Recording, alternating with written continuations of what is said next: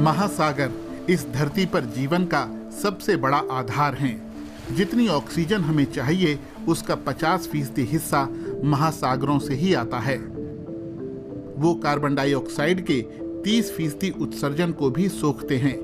इसीलिए महासागर जलवायु परिवर्तन के खिलाफ एक बड़ी ढाल हैं।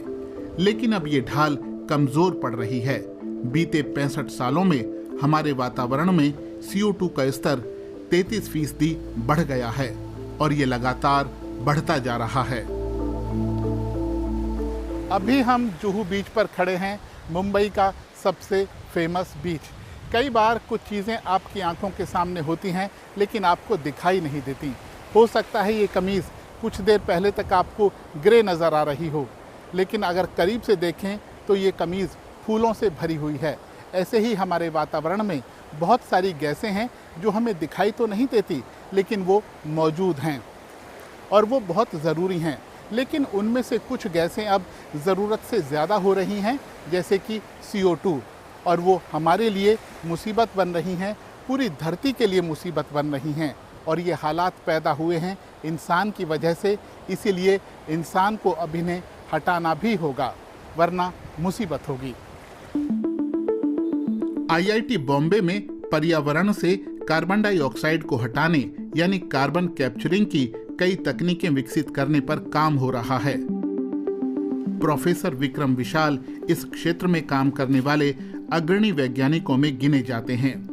वो बताते हैं कि इस लैब में कार्बन कैप्चरिंग के 2 तरीकों पर काम हो रहा है। इनमें से एक है कार्बन डाइऑक्साइड को कैप्चर कर औद्योगिक इस्तेमाल में लाना और दूसरा है उसे जमीन के नीचे गहराई में स्टोर करना। हम CO2 को स्टोर करने की विभिन्न टेक्नोलॉजीज पर काम कर रहे हैं।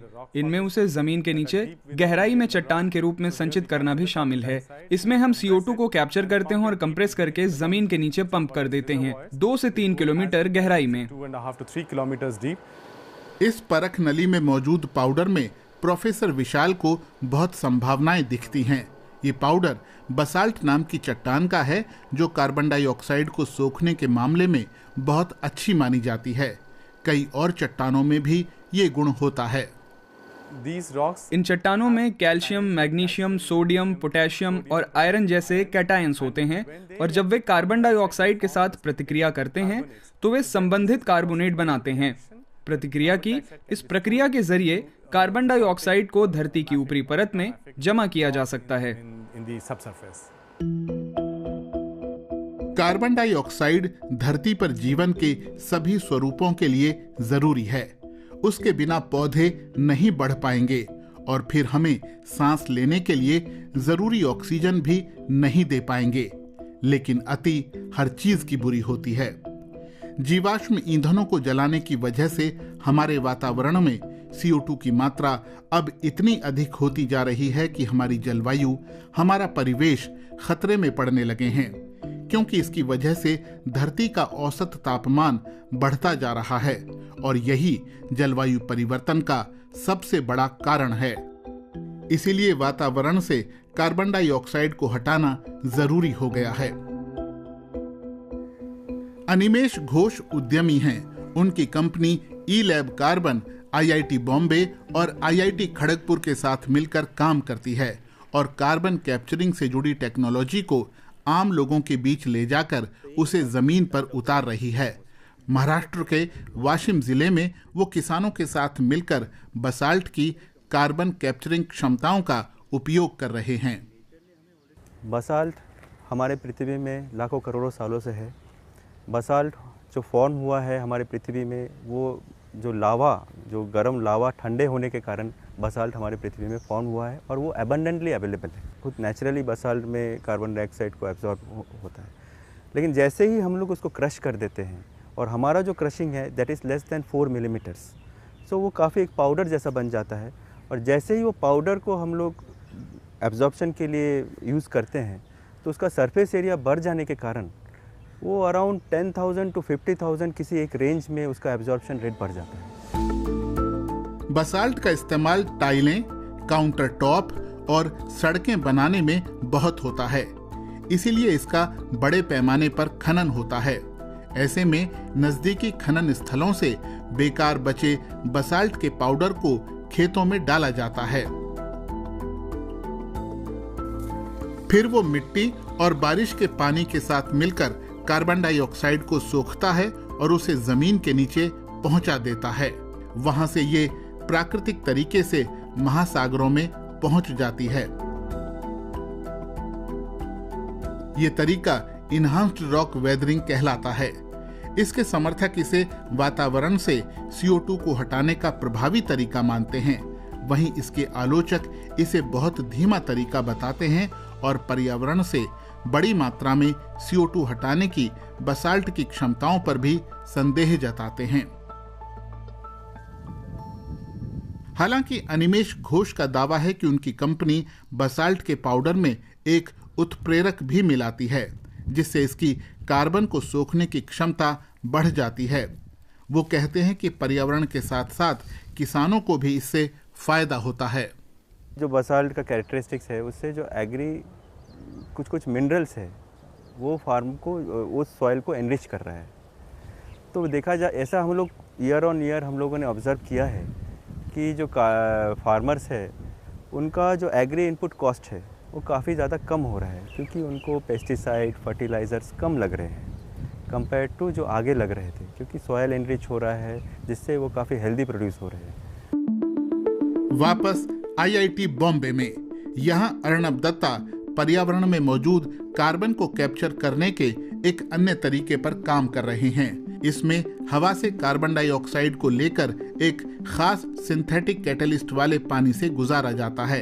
ये कैटलिस्ट पानी में कार्बन डाइऑक्साइड को कैप्चर करता है और फिर उसे कार्बोनेट मिनरल्स में बदला जाता है, जो कई उद्योगों में काम आते हैं।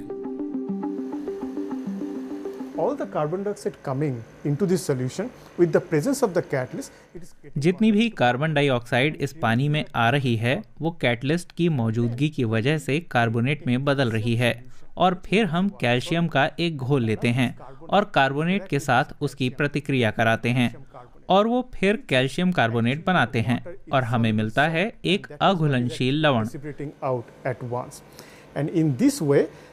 इस तरह जिस कार्बन डाइऑक्साइड को हमने कैप्चर किया है वो कैल्शियम कार्बोनेट के रूप में संचित हो गई है। हम इस पर और काम करते हैं तो हमें मिलता है शुद्ध कैल्शियम कार्बोनेट का पाउडर, और ये कैल्शियम कार्बोनेट मिनरल बहुत सारे उद्योगों में इस्तेमाल किया जा सकता है, जैसे कि steel industry, cement industry, paint industry और पेपर इंडस्ट्री। चाहे जो भी इंडस्ट्री हो, कैल्शियम कार्बोनेट का बड़े पैमाने पर इस्तेमाल होता है। Calcium carbonate is widely used. दुनिया भर में औद्योगिक स्तर पर लाखों टन कैल्शियम कार्बोनेट की जरूरत होती है, जो आमतौर पर खनन से मिलता है।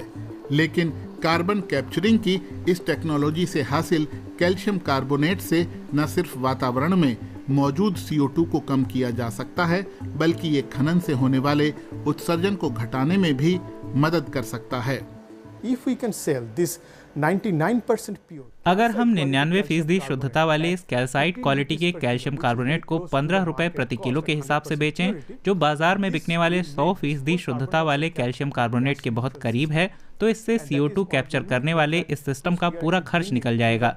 ये असल में एक अनोखा तरीका है जिसे हम उद्योगों में लेकर आ रहे हैं, क्योंकि कार्बन कैप्चर करने की ज्यादातर टेक्नोलॉजीज में पैसे की जरूरत होती है, फिर भी उनका फाइनल प्रोडक्ट कार्बन डाइऑक्साइड ही रहता है, इसलिए उन्हें कैप्चर किए CO2 का कुछ करना पड़ता है। इस सिस्टम में CO2 को कैप्चर करके दूसरे प्रोडक्ट में बदला जा रहा है, जो न सिर्फ हमें रेवेन्यू पैदा करने का मौका देता है, बल्कि इससे बाकी पारंपरिक कार्बन डाइऑक्साइड टेक्नोलॉजीज के मुकाबले कार्बन फुटप्रिंट 50% कम रहता है। प्रोफेसर विक्रम विशाल मानते हैं कि कार्बन कैप्चरिंग की तकनीकें तभी प्रभावी होंगी जब वो उद्योगों के साथ कदम से कदम मिलाकर चलें। कुल मिलाकर वातावरण से कार्बन डाइऑक्साइड को हटाने या वातावरण में इसे जाने से रोकने का ये लक्ष्य बहुत ही नेक है, लेकिन इसे बड़े उद्योगों को अपनाना होगा।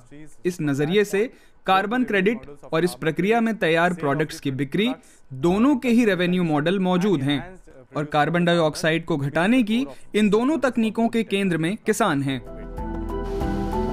महासागर आज भी धरती का सबसे बड़ा कार्बन सिंक हैं। लेकिन इंसान अगर यूं ही अंधाधुंध तरीके से CO2 का उत्सर्जन करते रहे तो कार्बन को सोखने की महासागरों की क्षमता भी एक दिन जवाब दे सकती है।